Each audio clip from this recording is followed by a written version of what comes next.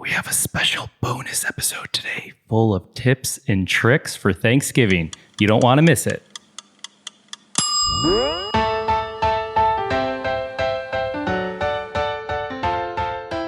Hey everyone, I'm Kappy and you're listening to Beyond the Plate. I'm a chef by trade and hospitality professional.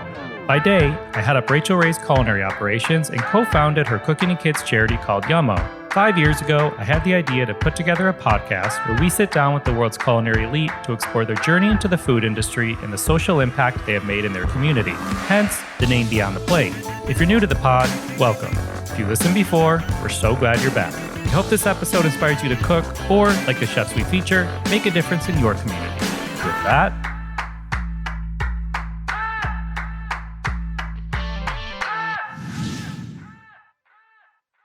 all right, everyone, we're actually not sitting down with a guest today. It's just us, some of the Beyond the Plate family, and we thought we'd get together and have a fun conversation about what we're up to in the kitchen for this Thanksgiving. So you're going to hear from myself, along with our digital media master, Sarah McClellan, me, and it'll be quarterbacked by our executive producer, Ian.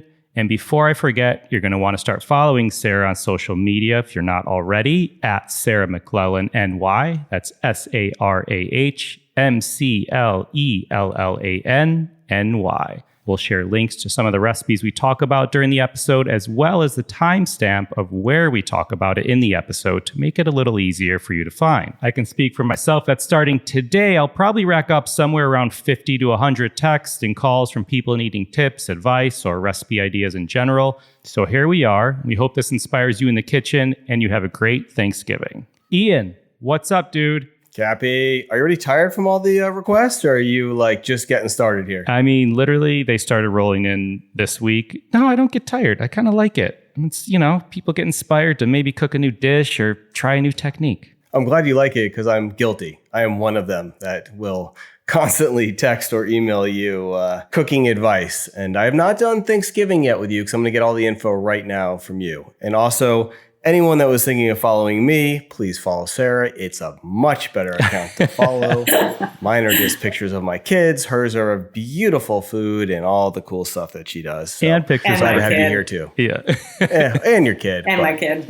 Good to have you here too, Sarah. Thank you. I thought you'd be great because I have a question for you, but I know everyone wants to do the turkeys. We're going to do turkey first, and then I'm going to get into what I have for you, okay? Perfect. So, Kappy. Yes, sir. Turkey. I feel like you grew up, you got to get up, put the turkey in at, god-awful early morning time. You don't do that, right? You just give it, well, maybe you do a god-awful time, but you have a way of doing the turkey that sous vide. Is that correct? I do. I mean, I like to sleep, so I always look for the hack of what's going to let me sleep a little longer, and that's definitely not throwing a big 15 to 20-pound turkey in the oven and waiting all day for it to cook. I've deep fried, which is also much quicker. Obviously, be careful with deep frying. I'm a big fan of that. But the past few years, I've switched to the good old sous vide technique. If you own an immersion circulator, a sous vide machine, I highly recommend it. But I recommend it only for the turkey breasts because you don't really need to sous vide dark meat turkey. It's a little more forgiving. And this is going to sound way easy, and it is. Literally take 2 turkey breasts and you invert them over each other, season them all over, salt and pepper, invert them so you're making like one log, if you will. And then you tie it up. So it's like a roast, and you bag it and drop it in the sous vide. You could do it at many different temperatures. I do it at 145 degrees for 2.5 hours. That is it. I know you were waiting for some super long recipe, but I'm telling you, 145, 2.5 hours for turkey breast, it's like perfection. Switching gears really quick to the dark meat, I go this low roast method, 275 degree oven, roast it in parts, your legs, thighs, wings, if you want to. Put them on a rack, set over a baking sheet in a 275 degree oven. Usually takes somewhere around 2 to 3 hours. You're going to want to cook it until it goes to about 150 degrees, which is not fully cooked. Take them out of the oven, let them cool for 30 minutes. They can sit on your counter for a couple hours. And then 30 minutes before Thanksgiving dinner, throw them back in a ripping hot oven, 500 degrees for, keep an eye on them, 15 to 30 minutes or until they're super crisp. And by that time, they'll be cooked through. That's what I'm doing. sous vide turkey breasts, low roast, dark meat. Don't be afraid of the 145 degree temperature. I know some people are like cocking their head to the side like a dog, like 145, huh? I'm not a doctor, a scientist, or I don't work for like a food safety organization, although I am certified. Everyone knows fully cooked poultry to 165. Once poultry hits 165, it just like kills all the like bacteria within like seconds. But if you are cooking it at a lower temperature, as long as it's held at that lower temperature for a certain amount of time, in this case, the time I'm giving you, you're good and you're safe to eat it. Both of these techniques I got through Serious Eats. So if you Google sous vide turkey breast, Serious Eats, or low roasted turkey, Serious Eats, you will find them. And I will also link to them in the episode notes of the podcast player that you're listening on right now. Well, you might not be a scientist, but you definitely are playing one on a podcast. So that's good. And is all that going back together at 500 degrees, Kappy, the ripping hot, or is just the dark meat or both, or the breasts and the dark meat? So just the dark meat's going back in the ripping hot oven. The white meat will be done. You don't have to sear it or anything like that. There's another method you'll find in this Serious Eats article for kind of cooking the turkey skin by itself, which is incredibly delicious. You'll find it in the recipe. If you're up for it, I highly recommend it. It's essentially like turkey chicharron, and it's amazing. All right. Well, Sarah's eyes just got really wide, so that's good. I can see that here on the video recording. And perfect timing, because Sarah, before we get to the turkey, it's all about the happy hour, which is my jam. Mine too. And that's where I like to hang. So I am always in charge of the cheese, charcuterie, the fun plates that come out. I know this is where you live. My question for you, which I'm sure you get, is soft cheese and hard cheese. Now, do you have any tips? Sometimes I put the cheese out too quickly and the soft cheese gets too soft, but I'd like to have both on the plate. Do you have a tip to make sure that that doesn't happen? I guess, as you're trying to, want something out for a while, right? To have people graze and hang out. Do you have a tip for the soft cheese? Wait. We have to like preface this. Sarah's like the queen of like the charcuterie cheese board. Like she has a business called Shark Bites, like short for charcuterie. And so like send all your cheese board charcuterie accoutrement questions Sarah's way. Sorry, Sarah. Anyway. These are questions I have, but I'm sure you get that question. No, I do. Because I'm always struggling. I do a lot. And often people wonder like, okay, where do I start with cheese? And I think exactly what you said is correct. You want to have varying sort of textures and flavors. So always have something nice and soft on there. You can sort of go hardcore and get as pungent as you like. I'm sort of a fan of those stinky French cheeses. If that's not going to be your jive with whoever is coming to your Thanksgiving table, then obviously stick with something lovely like a brie or camembert, and then go into sort of a hard cheese, something a little bit more nutty, maybe like a manchego. And then you can throw in a wild card, something that you like. Sometimes I like to go like smoked Gouda. I've also thrown in different sort of flavored cheeses that either have peppers or jalapenos or something like that in there. Or a blue cheese. I know people sort of poo-poo about blue, but it's delicious if you pick the right one. But my big tip, which I'm sure some cheese heads are going to maybe hate me for, if you're doing a cheese and charcuterie platter and it's going to be out for a little while, put your brie or put your soft cheese in the freezer for like 5 or 10 minutes. I pre-slice all my cheeses, including the soft cheese, just so it's easier for people to sort of take what they need without feeling like they're sort of cutting into or breaking up the wedge of the cheese on the board. And then by the time that everyone is kind of tucking into that beautiful platter, the cheese will have softened just slightly, enough for people to kind of take and eat and enjoy. Love it. So it's not pre-sliced going in the freezer, right, Sarah? No, it's sir. Frozen whole, come out, cut right after the freezer. But like frozen for like 20 minutes? Not even that. She said 10. I would say like not even that. 5 to 10. Like you're just so it firms sort of up a little bit. Taking it from the fridge to the freezer to just kind of firm up a little bit. Definitely don't start this process and leave your brie on the counter for 20 minutes because then it's going to be not so fun. And by the way, another good tip I think we've talked about is what you're saying. Start slicing up the various cheeses because people will tend to take it more. Some people are a little shy about like grabbing the knife and cutting, but if they're already sliced up, they can just like grab a chunk. And if you have something like a feta or like a blue, like a gorgonzola or something like that, you can sort of crumble that cheese into kind of little crumbles or chunks that, sit on the platter as well. My other tip for cheese and charcuterie, even if you're doing sort of a mini version for just a couple of folks who are coming to your house, definitely add like different colors and textures. I love olives and pickles, little, what are those little peppers called? The red ones that aren't really hot, but they're... The peppadews? Yes. Peppadew peppers. I love those. I also add like dips.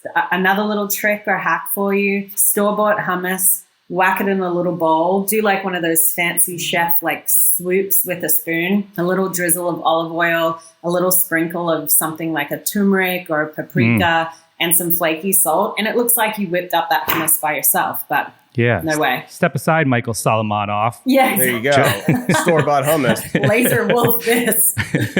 You know what else I buy at the store is fig jam. I'm a big fig jam guy. Yeah. Do you recommend that? Any other jam or anything else? I think sometimes they do regular honey too. Anything else you recommend? Yeah, honey. You could use hot honey. I like Mike's Hot Honey, a great local brand from here in Brooklyn. The other thing that you can do too is even at the supermarket, but if you're at sort of more of a curated sort of cheese and charcuterie store, they sometimes have these beautiful little compotes or preserves that aren't like just the fig jam.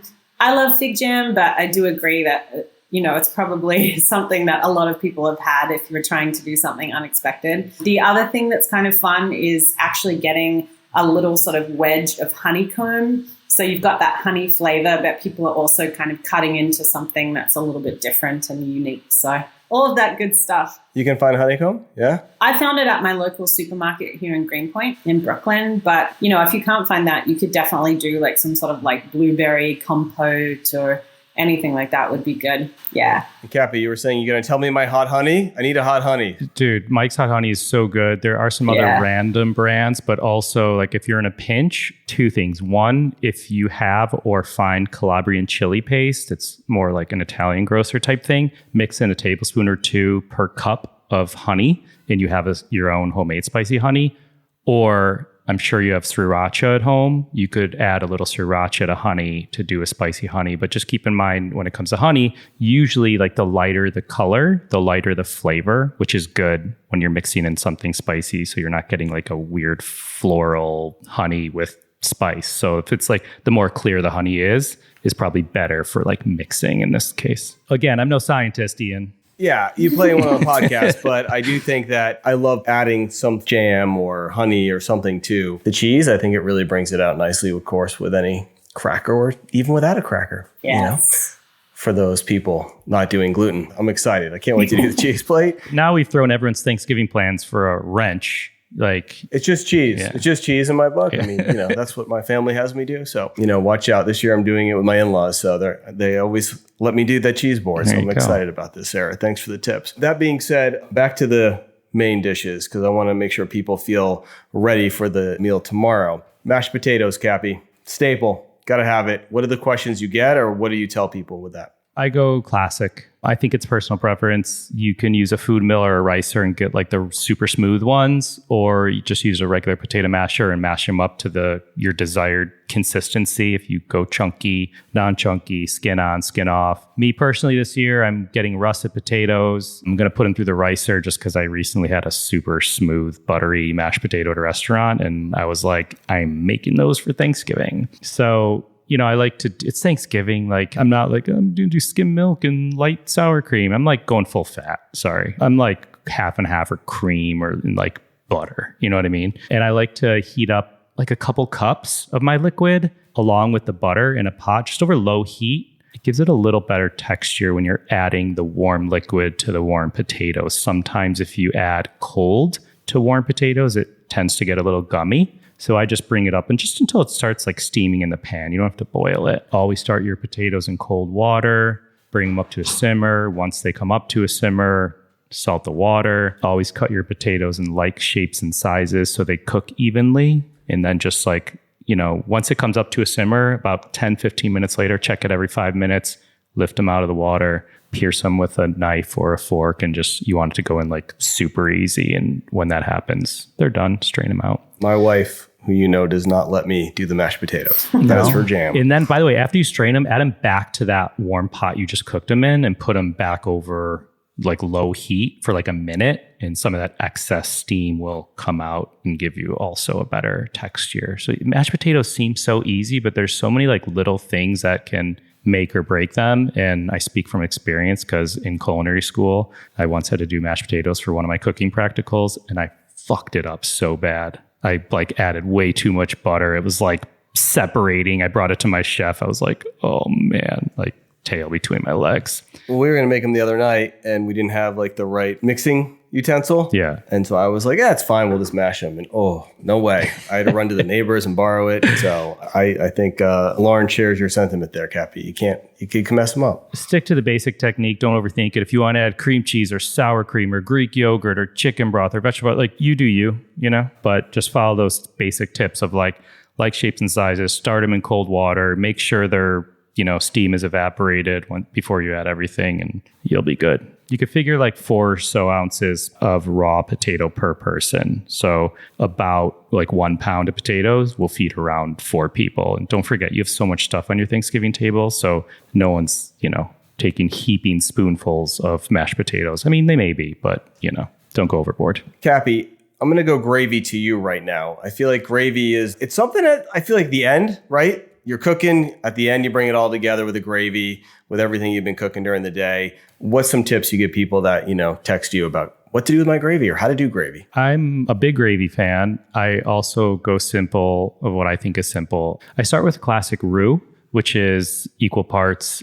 butter and flour. And then I add a liquid. And I'll make this simple for you. 1 tablespoon butter, 1 tablespoon flour, 1 cup of liquid. That liquid could be chicken broth, turkey stock or turkey broth, equal parts broth and apple cider if you want to get a little funky and fall, flavory. And essentially you put that butter and flour in a pan, in a skillet or little sauce pot, mix it together. It should resemble like wet sand. And I know you know what that looks like, Ian, Mr. Beach Boy. Once you have that wet sand look, you're going to slowly add in the liquid and whisk it around. So it kind of incorporates nice and homogeneously. Is that a word? Yeah, I think it is. And then you keep whisking it at like a medium heat or so. You want it to come up to a low simmer. Once it comes up to a simmer, it's going to start to thicken. And you could cook it out for, 5-10 minutes or so, maybe a little more. Season it up really generously with salt and pepper. From there, you kind of have a really good base gravy. If you have pan drippings from your turkey, however you're cooking it,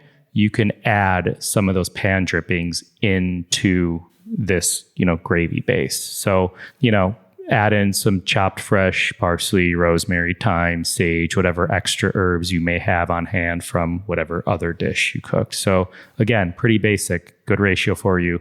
1 tablespoon flour, 1 tablespoon butter, 1 cup of liquid. That's going to get you a little over a cup or so, of liquid, which is, figure a couple ounces of gravy per person, I think is a good metric to go by. Thank you, Kappy, for those. I did cheat, though, and look at some things you are making. And a couple partners of ours are going to be in some of your recipes. Because we do this together, I get to see some of the information that you're thinking in your head. And I saw that one is cranberry sauce and the other is stuffing. So I'm going to start with the stuffing. Potentially, you might be using Martin's in that. I mean, I'm a big Martin's potato roll fan. They have potato bread stuffing mix, which has to be delicious. I'm also a traditionalist when it comes to stuffing. I actually use Rachel Ray's. She has this like famous apple and onion stuffing or apple celery and onion stuffing. It's pretty traditional. Has some apple for sweetness, poultry seasoning, fresh herbs if you want. I've done this a number of ways. I've cooked it in a big casserole pan, so it's nice and brown and crisp on top. 1. 2, I've made it in individual muffin tins. I add an egg to the stuffing mix, so it helps as a binder, and I make like individual stuff like muffins, which is another Rachel Ray thing. In 3, another Rachel Ray thing, stuffing balls. You could kind of pack them and form like almost baseball size or a little smaller stuffing balls and bake them so everyone has their own individual stuffing. But yeah, I mean, stuffing is another personal preference thing. When you saute all the good aromatics, carrot, onion, celery, whatever you're adding in there with the, stuffing cubes, it's all about like that liquid you're adding. You want it to just be nice and moist. You don't want to like soak it in so it's a blob and a mess, but you also don't want to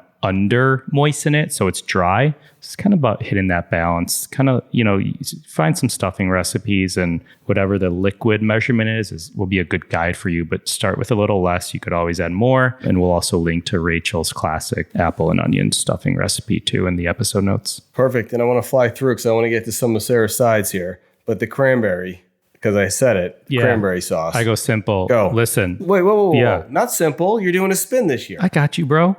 I'm going Negroni cranberry sauce. See? Negroni cranberry sauce. Negroni cranberry sauce. Here's where it goes simple. 1 12-ounce bag of cranberries in the store, 1 cup of sugar, 1 cup of water. Add the sugar in the water to a little pot.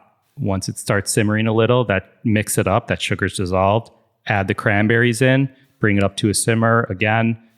Somewhere between 10, 15 minutes, maybe 20, all those cranberries will start popping and be nice and soft. And that's your base. That's a good base cranberry sauce. From there, you can add your cinnamon, your cardamom, your orange zest, your nuts, your other dry fruit, whatever you want. I'm going classic Negroni. Classic Negroni is an ounce of gin. I always prefer 4. It's a good friend of the podcast. It's an ounce of sweet vermouth. It's an ounce of Campari. So I'm going to make a nice Negroni. I'm going to give it a little taste, make sure it tastes okay. And then I'm going to share some of my Negroni with my cranberry sauce and add a few tablespoons at a time. All right. Well, that sounds delicious. Joel, it does. Joel, our editor extraordinaire, is listening. So, Joel, I am going to ask you to go off mute. Are you making a Negroni, or what is your drink at Thanksgiving? Because you are our mixologist. Yes, on this. sir. I normally do a Negroni, but I'm really equal opportunity for any cocktails that are on tap. So mainly I like a good glass of wine during Thanksgiving. There you go. All right, keep it traditional. Well, maybe you'll try his cranberry sauce, right? I mean, it sounds incredible. I think I have to make it now. Yeah, man. So,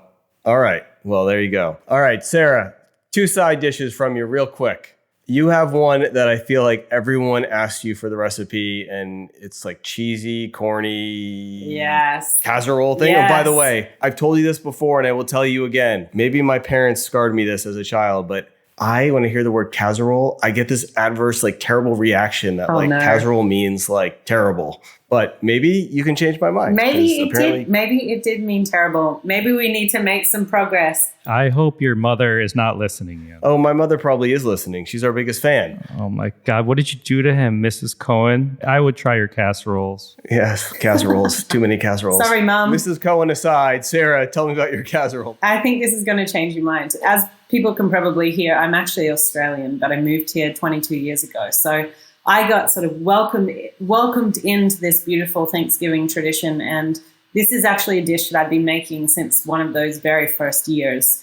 It's super simple. It's not fancy, but it tastes so ridiculously good that from the moment I made it, everybody asked me for the recipe. When I was working at Bon Appetit, it ended up in their magazine. It's also secret in their article this year for their big roundup of best Thanksgiving recipes. So, yes. It's like the recipe that keeps on giving. Yeah. It does. Look at you. Everybody should be thankful. I'm making it.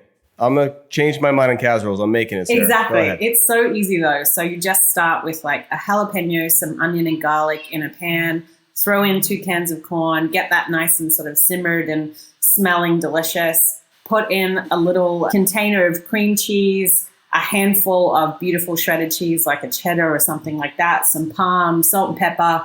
It gets all melty and gooey and wonderful. Put it in a baking dish, casserole dish, and then cover the top with breadcrumbs and herbs, and that's it. You're ready. Finish it in the oven. Don't eat it before you finish it in the oven.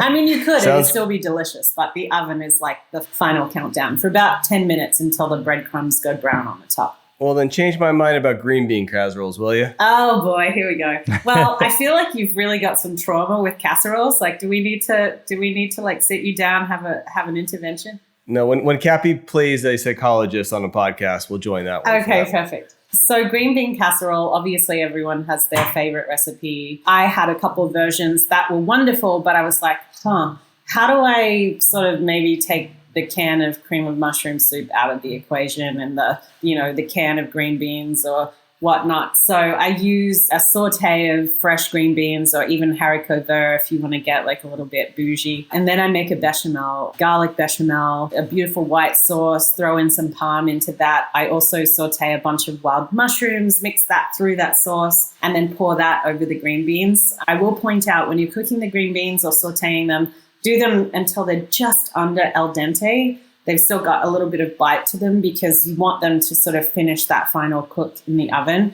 This is something I make ahead of time. I make both these side dishes probably the day or the night before, and then you just finish them with the breadcrumb topping. And they're so, so good. And I don't know, I think they're a little better than some of the other versions. Don't hate me. No, I love it. Sounds great. What I love about this episode is that I think a lot of things you both have talked about are probably items people have already bought. Probably have at home, right? Yeah. So you're giving them spins, ideas, different tweaks they can make. Joel's got his Negroni mix at home and he's going to do cranberries. So maybe we just kind of combine the two, right? For example, or you probably have the green beans and some of this other stuff at home where you could actually tweak it a little bit, or corn, what you mentioned. So I think that has really been helpful. And, this is the day before, if you're listening to it on the Wednesday, which is great to give you that prep to think about, as you mentioned, maybe doing this tonight or tomorrow. Or if you're listening to this post Thanksgiving, hey, doesn't have to be one day, right? So they can do this afterwards. But in that spirit, to bring us home, I think, I'm a big pie guy for dessert.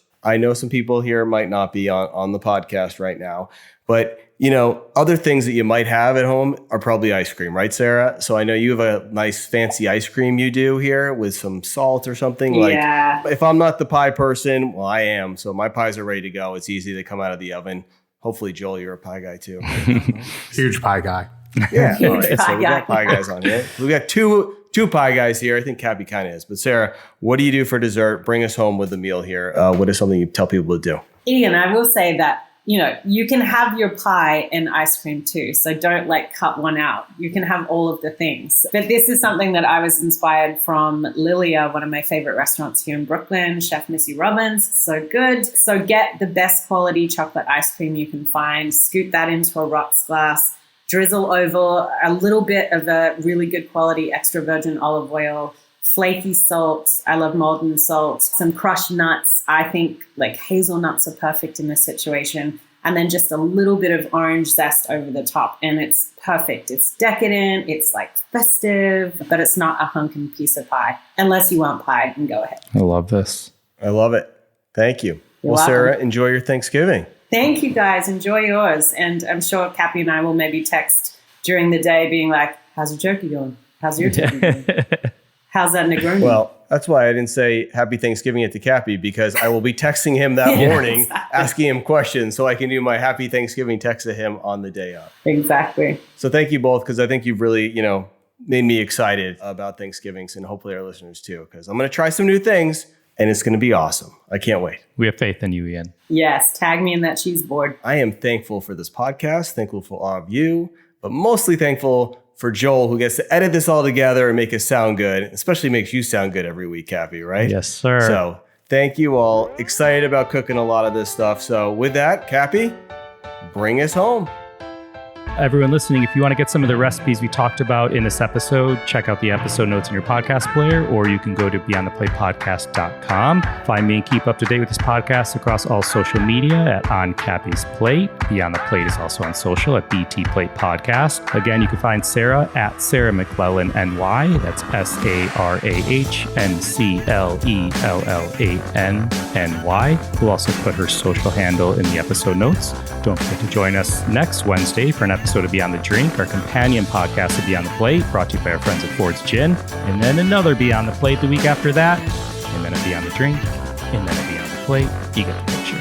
Thank you for listening to Beyond the Plate. I'm Kappy, and remember, there are never too many cooks in the kitchen.